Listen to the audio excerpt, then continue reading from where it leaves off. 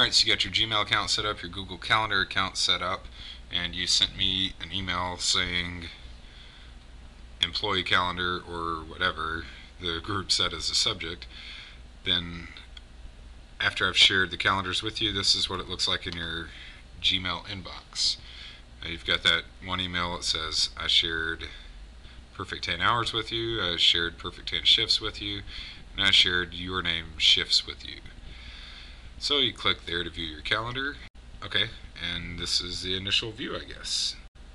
Looks a little different on this tiny little screen for recording this video, but over here on the left side you can click on something to make it not visible.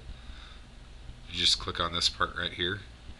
Then if you go to week view, you can see I've got the hours on here for each shift, what days we're open, and when we do holidays and that kind of stuff, days that we're not working, that's just going to show up blank there.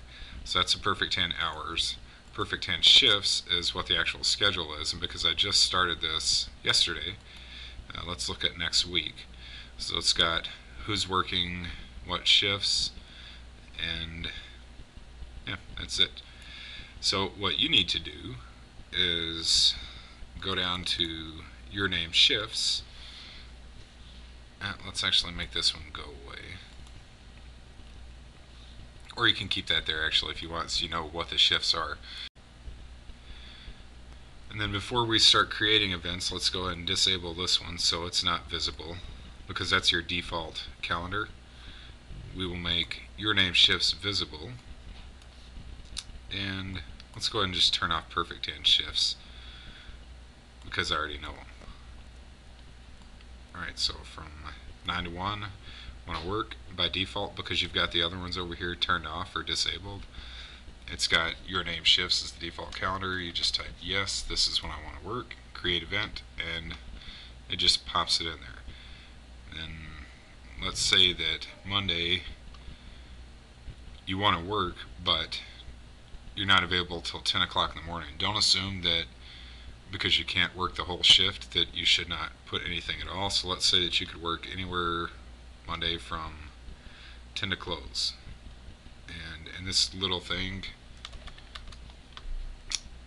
we'll create that event. In this little bitty window that I have, I wasn't able to go all the way down, so I've got a couple options.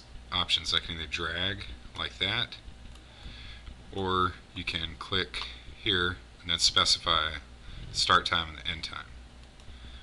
But that's the way that you schedule your availability. Just all I want is a yes.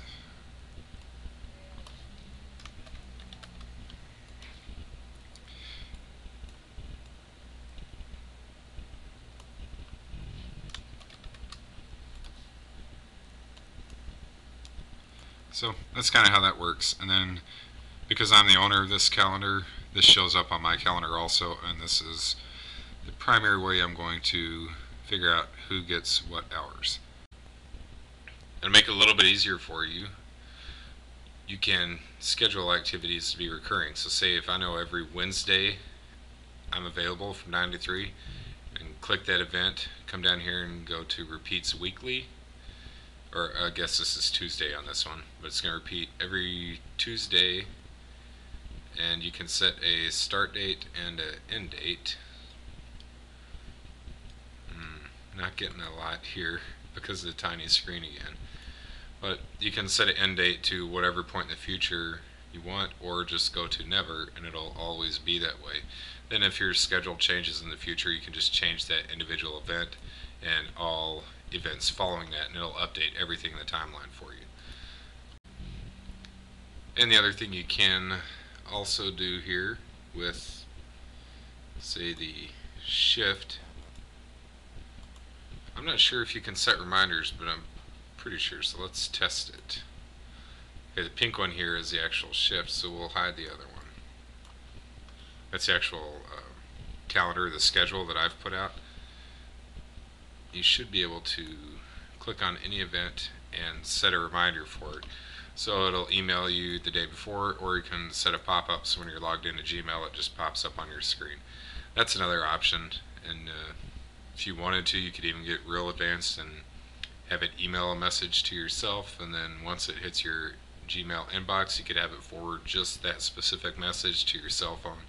There's lots of cool stuff you can do, but that's the general concept of how we're going to handle scheduling there.